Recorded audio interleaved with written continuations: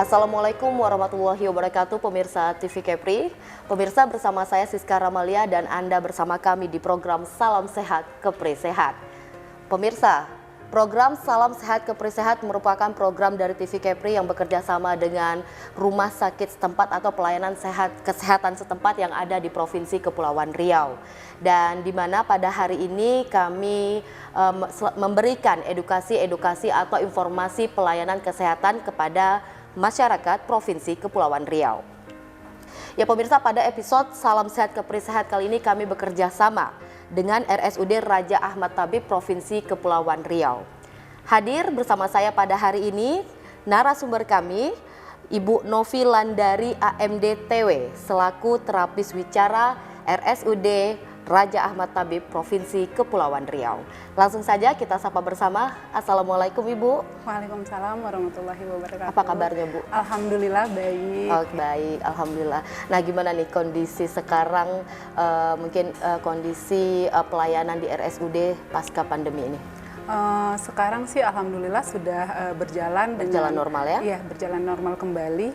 Oke, alhamdulillah. Nah, sebelum kita berbicara jauh lebih lanjut, mungkin Bu Novi mau memperkenalkan diri dulu sama pemirsa TV Kepri. Oke. Halo, assalamualaikum warahmatullahi wabarakatuh. Perkenalkan, nama saya Novi Landari. Saya terapis wicara di RSUD Raja Ahmad Tabib Kepulauan Riau. Oke, baik. Terima kasih Ibu Novi. Nah, sesuai temanya nih, speech delay atau keterlambatan kemampuan berbicara pada seorang anak. Nah, mungkin masih banyak pemirsa di rumah yang belum tahu atau mungkin belum menyadari apa sih keterlambatan berbicara itu, Bu. Jadi sekarang speech delay itu adalah keterlambatan perkembangan bahasa bicara anak yang biasanya ditandai dengan pada usia 6 bulan sedikit atau tidak adanya babbling. Jadi babbling itu seperti mengoceh. Jadi ada anak yang di usia 6 bulan sudah ada papa, mama, atau di usia 1 tahun si anak itu belum mengeluarkan satu kata seperti papa, mama, nenek, atau kakek, dan di usia 2 tahun si anak belum mampu merangkai 2 kata. Jadi harusnya di usia 2 tahun anak itu sudah bisa merangkai seperti kata mau makan, mau es krim, atau mau main gitu. Jadi biasanya sudah ada 2 kata di usia 2 tahun. Di usia 2 tahun. Nah, biasanya bisa kita sadari mulai usia 2 tahun anak kita sudah mengalami keterlambatan bicara. Nah, apa yang menyebabkan keterlambatan bicara itu? Oke, sebenarnya sekarang keterlambatan bicara ini atau biasanya yang disebut speech delay ini banyak sekali penyebabnya. Salah satunya itu adalah kurangnya stimulasi dari lingkungan. Jadi kurangnya stimulasi orang tua di rumah atau lingkungan yang tidak mendukung. Jadi terlalu lama bermain gadget, screen time ya. Jadi screen time-nya terlalu berlebihan. Bukan berarti saya bilang screen time itu tidak boleh, tapi screen time boleh diberikan untuk anak, tapi sesuai dengan porsi anak. Oke, gitu. Tadi Ibu sampaikan stimulasi yang kurang, sebaiknya itu stimulasi yang seperti apa? Gini kadang ada yang anak, oh iya dia cepat ngomongnya, mulutnya bawel, iyalah yang ngasuh bawel, itu mempengaruhi nggak sih Bu? Oke, jadi sebenarnya pola asuh itu berpengaruh sekali untuk perkembangan bahasa bicara si anak. Jadi biasanya ada yang ngasuh lebih rewel, lebih cerewet gitu ya, jadi si anak juga biasanya mengimitasi. Jadi mengimitasi ini adalah meniru, jadi cenderung anak melihat dan akhirnya meniru pola lingkungannya. Jadi itu berpengaruh sekali. Itu sangat berpengaruh ya. Jadi kalau mau nitipin anak cari yang bawel kali ya. Oke. Nah, selain dari stimulasi yang kurang, kemudian juga kurangnya interaksi seperti terlalu sering atau terlalu lama bermain gadget. Untuk dari fisik si anak sendiri, apakah bisa mempengaruhi? Fisik seperti apa? Fisik misalnya bawaan dari tubuh si anak, misalnya ada gangguan gitu. Oke, sebenarnya speech delay ini bisa dikatakan ada 2 ya. Jadi ada speech delay murni yang hanya biasanya kurang stimulasi dari lingkungan, dari pola asuh, atau speech delay yang biasanya speech delay yang biasanya ada gangguan penyertanya. Jadi seperti autism, Down syndrome, retardasi mental, biasanya itu pengaruh IQ. Jadi ada 2 macam. Ada speech delay murni dan Speech delay yang disertai dengan gangguan lainnya. Nah, kalau kasus yang pernah Ibu temui itu kira-kira yang dengan gangguan lainnya itu seperti apa? Kalau gangguan lainnya itu seperti autism, Down syndrome, atau retardasi mental. Retardasi mental itu apa, Bu? Jadi IQ-nya biasa di bawah rata-rata. Jadi kalau misalnya untuk IQ itu ranahnya biasanya dites dan dilakukan oleh psikolog klinis. Psikolog klinis. Nah, terkadang kalau saya sendiri pernah melihat anak yang ngoceh, tapi itu tidak jelas, Bu. Tapi ngoceh. Terus ada juga anak yang memang lebih banyak diem. Nah, itu dua-duanya apakah termasuk dalam keterlambatan bicara atau bagaimana? Oke, saya jawab yang ngoceh banyak tapi artikulasinya tidak jelas dulu ya. Oke, jadi untuk biasanya ngoceh, anaknya ngoceh aja tapi artikulasinya tidak jelas, biasanya kita sebut dengan gangguan artikulasi. Oke. Ya, jadi harusnya misalnya di usia 4 tahun tapi lawan bicaranya tidak paham sama apa yang dia sampaikan gitu ya. Jadi dia ngomong aja, cuma lawan bicaranya nggak paham karena artikulasinya tidak jelas. Itu termasuk dalam gangguan artikulasi atau keterlambatan bahasa bicara pada anak.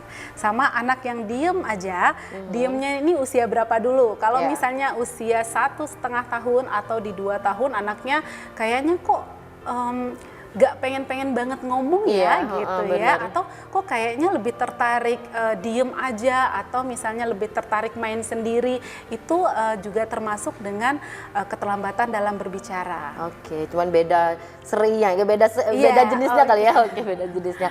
Oke, baik Ibu, kita jeda sesaat boleh? Oke, boleh. Baik pemirsa, kita jeda sesaat, usai jeda kami akan kembali bersama Anda. Tetaplah bersama kami di Salam Sehat Kepri Sehat.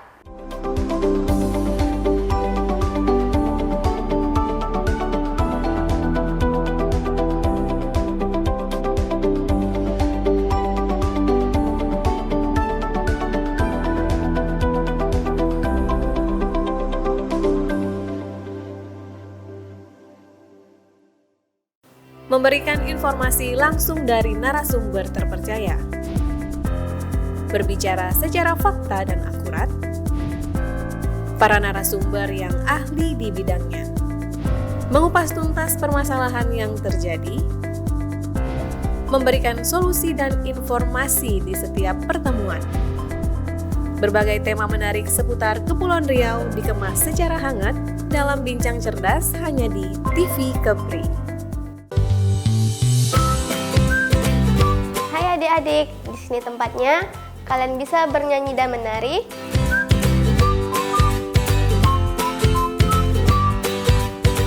Bermain dan belajar bersama. Juga menggambar serta mewarnai bersama. Jangan lupa ya, saksikan terus Bintang Kecil hanya di TV Kepri. Rangkuman berita terhangat dalam sepekan. Kepri Sepekan kembali hadir temani akhir pekan Anda. Memberikan informasi yang aktual dan terpercaya. Kepri Sepekan hanya di TV Kepri. Info-info terkini di berbagai belahan dunia dikemas untuk kamu-kamu yang ingin tahu. MTM hadir di setiap hari hanya di TV Kepri.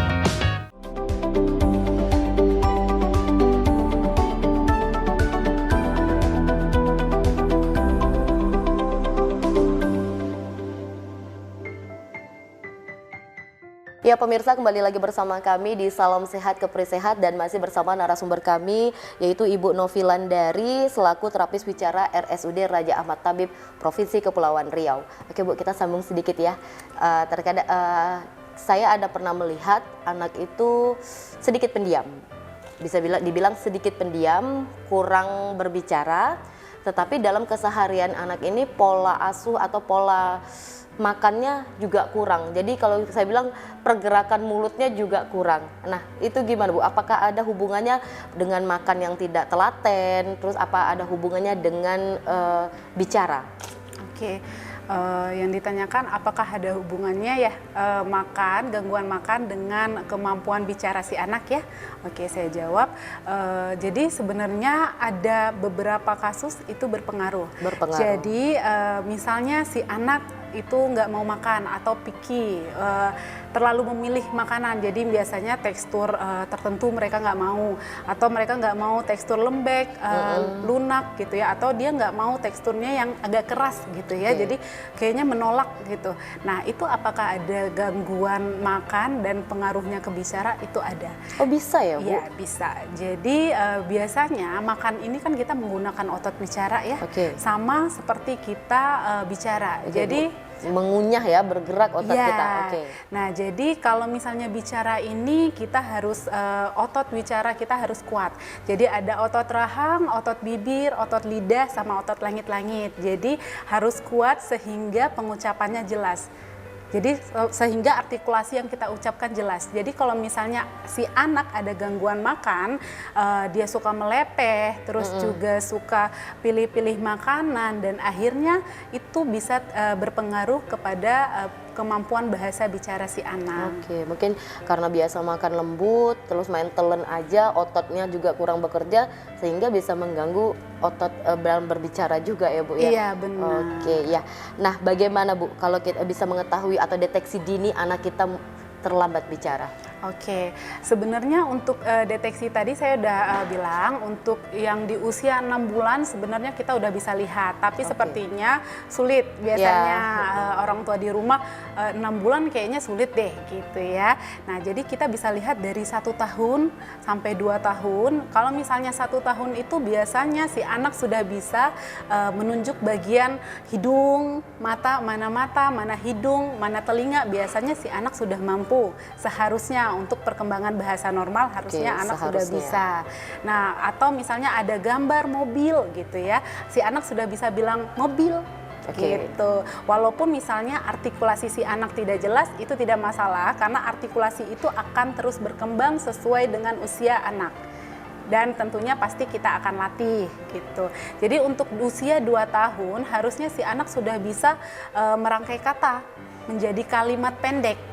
Kalau misalnya kita suruh bilang mau main, dia sudah bisa jawab iya mau gitu, atau main bola yuk gitu. Jadi harusnya si anak di usia 2 tahun itu sudah bisa merangkai kata menjadi kalimat pendek. Ya Bu, sejauh ini Bu sebagai terapis pembicara pasti menemukan yang bagaimana awalnya anak itu terlambat bicara atau malah menjadi memang yang tidak bisa bicara atau karena gangguan dari tubuhnya. Nah kalau sekarang sih sebenarnya kita cari dulu penyebabnya. Kenapa si anak tidak bisa bicara gitu? Apakah ternyata ada gangguan pendengaran? Makanya biasanya kita akan sarankan untuk tetap ke THT supaya memeriksakan apakah ada gangguan di auditorinya atau gangguan telinganya. Karena kalau misalnya ternyata si anak ada gangguan di telinga, sehingga itu akan menghambat, jadi menghambat untuk bicara karena anak tidak mampu mendengar bunyi bahasa bicara yang kita ajarkan. Makanya supaya bisa lebih pasti itu orang tua sebaiknya pemeriksaannya lengkap. Jadi sejauh ini kalau yang Ibu pernah terapi itu bagaimana? Ada kisah-kisah seperti apa? Banyak sekali. Nah khusus nih kita karena berada di kota Tanjung Pinang, banyak nggak Bu anak yang speech delay yang di kota Tanjung Pinang? Untuk sekarang banyak sekali. Ya, dulu untuk awal 2019 ya, saya baru mulai bekerja di 2019 itu orang tua masih minim untuk tahu apa sih terapi bicara gitu. Tapi sekarang sudah pada, alhamdulillahnya sudah pada tahu dan mereka sudah cukup aware sama perkembangan anak. Jadi untuk sekarang itu begitu 2 tahun anaknya sepertinya kok kayaknya belum banyak ngomongnya, kok kayaknya dipanggil belum respon, belum bisa tanya jawab, dan orang tua biasanya langsung aware, langsung membawa ke tumbuh kembang. Nah sejauh ini kalau di Tanjung Pinang itu biasanya speech delay itu apa yang menyebabkan mereka speech delay? Nah speech delay kasus kota Tanjung Pinang. Salah satu penyebab paling banyak adalah kesibukan orang tua di luar Sibukan rumah. orang tua. Ya, sehingga memang si anak tinggal dengan biasanya pengasuh atau nenek ya, dan terlalu banyak penggunaan screen time yang berlebihan. Oke. Jadi salah satu penyebab yang paling banyak adalah itu. Jadi orang tuanya juga kalau pulang kerja harus rajin ngajak ngomong anaknya ya. Oke. Nah, mungkin masih banyak pemirsa di rumah yang belum tahu Bu, memang pasti dengan tayangan ini langsung sadar nih, oh kayaknya anak saya keterlambatan bicara, oh anak saya speech delay. Nah, Ibu sebagai terapis wicara dari RSUD mungkin bisa menginformasikan kepada pemirsa bagaimana kalau orang tua menyadari, mohon maaf, speech delay ini terapisnya bisa ditangani oleh BPJS? Boleh. Boleh. Bisa. Nah, jadi kan Ibu bisa mengarahkan kemana gitu?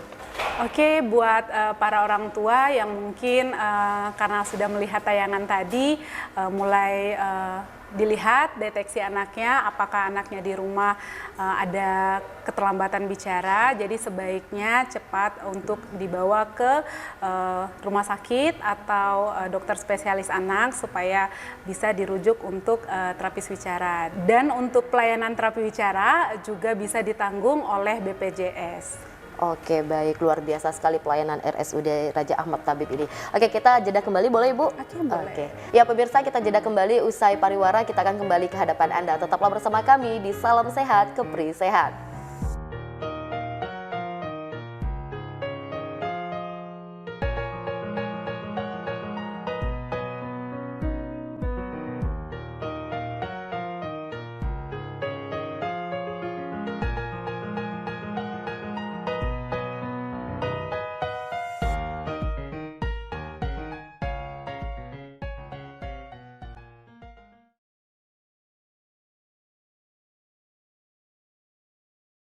Memberikan informasi langsung dari narasumber terpercaya, berbicara secara fakta dan akurat, para narasumber yang ahli di bidangnya, mengupas tuntas permasalahan yang terjadi, memberikan solusi dan informasi di setiap pertemuan. Berbagai tema menarik seputar Kepulauan Riau dikemas secara hangat dalam Bincang Cerdas hanya di TV Kepri. Adik-adik, di sini tempatnya. Kalian bisa bernyanyi dan menari.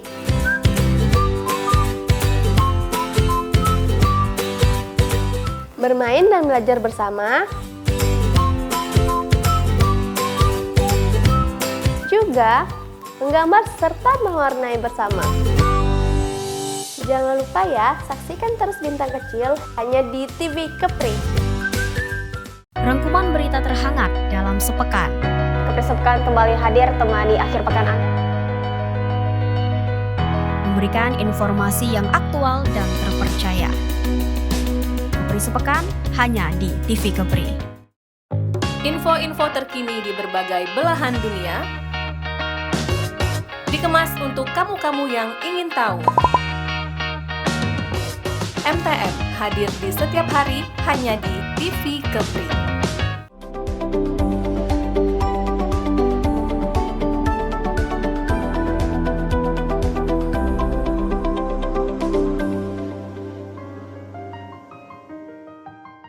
Ya baik, terima kasih pemirsa TV Kepri, kembali lagi bersama kami di Salam Sehat, Kepri Sehat. Masih bersama narasumber kami Ibu Novilandari selaku terapis wicara dari RSUD Raja Ahmad Tabib Provinsi Kepulauan Riau. Oke Bu, kita sedikit balik ke segmen sebelumnya. Nah, jika pemirsa di rumah menyadari anak itu sudah mulai speech delay, keterlambatan berbicara, sebaiknya langkah apa yang harus dilakukan orang tua? Oke, langkah pertama yang harus dilakukan orang tua tentu saja membawa anak ke rumah sakit atau ke klinik-klinik terdekat untuk biasanya bisa ketemu sama dokter spesialis anak dulu atau dibawa ke puskesmas untuk mendapat rujukan supaya bisa dilakukan penanganan terapi bicara. Oke, biasa kalau setelah sampai ke rumah sakit itu penanganannya seperti apa?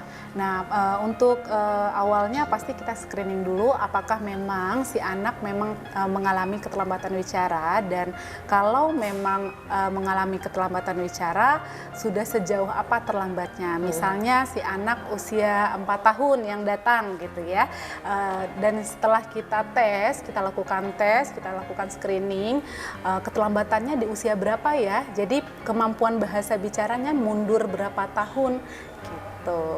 Oke, jadi kira kalau untuk anak umur 2 tahun tuh memang semurninya itu emang sudah bisa berbicara, Bu? Karena apakah sudah bisa berbicara? Karena kadang ada orang tua yang merasa ya biasalah, anak ada yang lambat, ada yang cepat. Nah, itu yang kadang masih terjadi di masyarakat kita gitu. Yang umur 2 tahun biasalah, belum bisa ngomong karena kan ada yang cepat, ada yang lambat. Nah, gimana tuh mengatasinya, Bu? Oke, karena memang seperti itu. Jadi biasanya penolakan itu memang sering sekali terjadi. Biasanya orang tua menolak membawa anak untuk di screening karena takut, atau biasanya juga karena menunggu.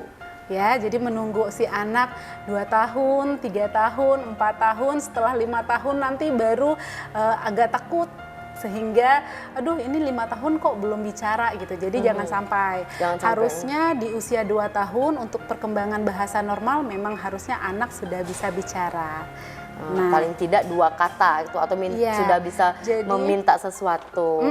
Jadi harusnya perolehan bahasa bicara anak di usia 2 tahun itu sudah harus 50 kata ke atas. Oke, gitu. siap. Nah, yang saya pernah baca bahwa dalam berbicara atau berbahasa itu ada beberapa kemampuan berbahasa. Apa benar itu, Bu? Iya, jadi untuk kemampuan bahasa si anak itu ada terbagi 2. Ya. Jadi ada kemampuan bahasa reseptif, itu pemahaman, sama kemampuan ekspresif itu pengujaran atau bicara.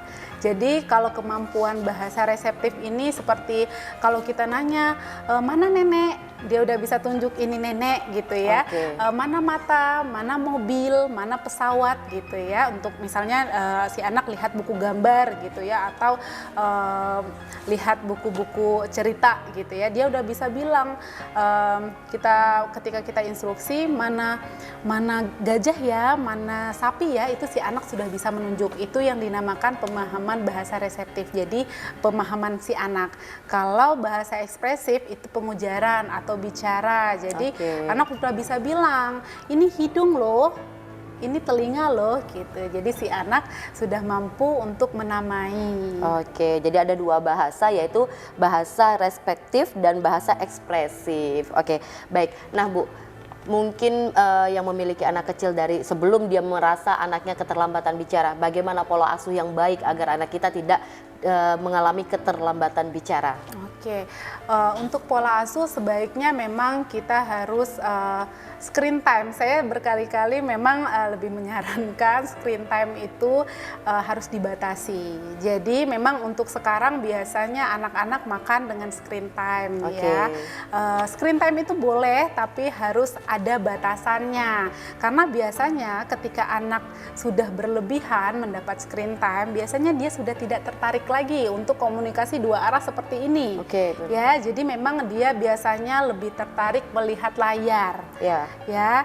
Nah, sehingga memang sulit untuk diajarkan atau diajak komunikasi, dan cenderung biasanya anak yang berlebihan screen time pasti emosinya lebih tinggi. Lebih tinggi. Oh iya, benar sekali itu.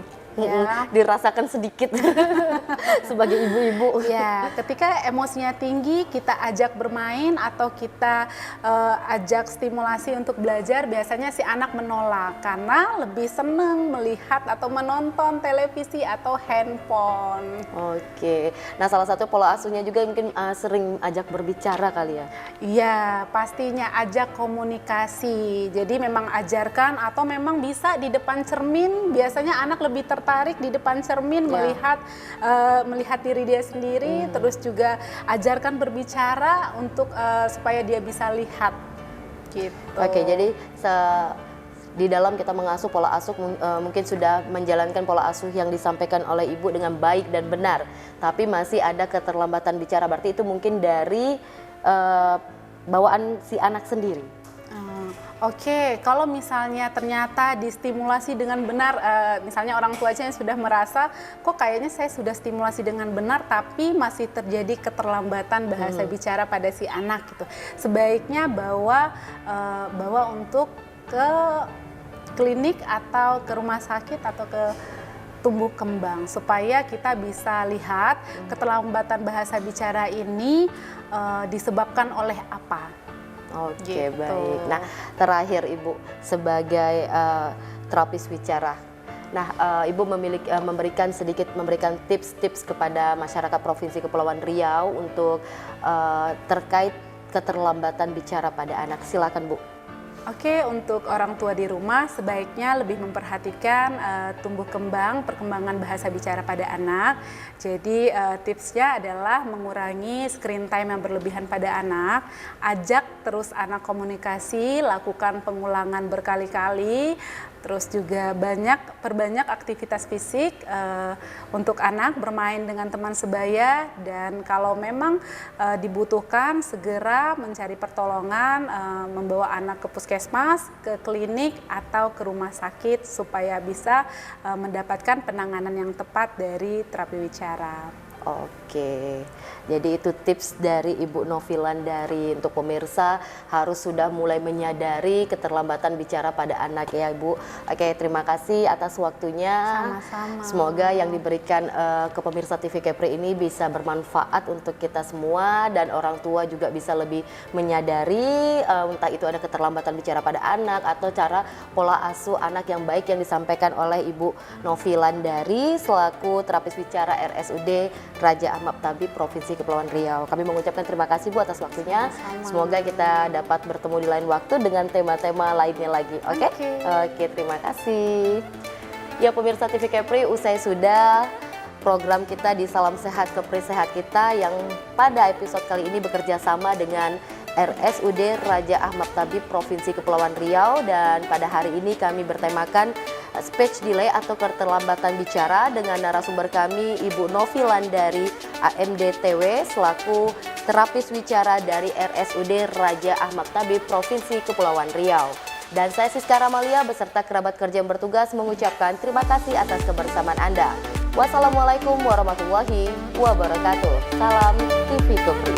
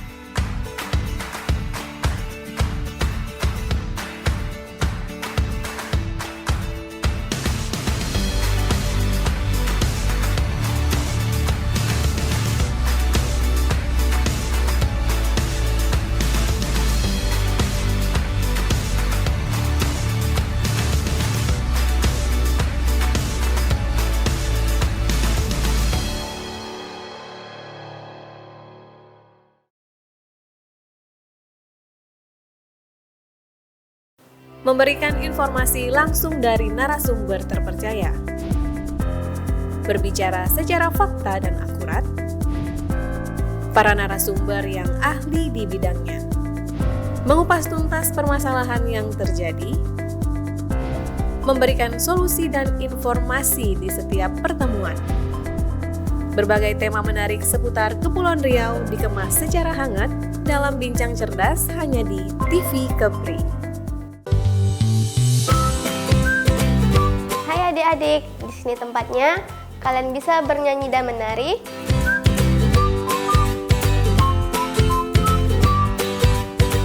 Bermain dan belajar bersama.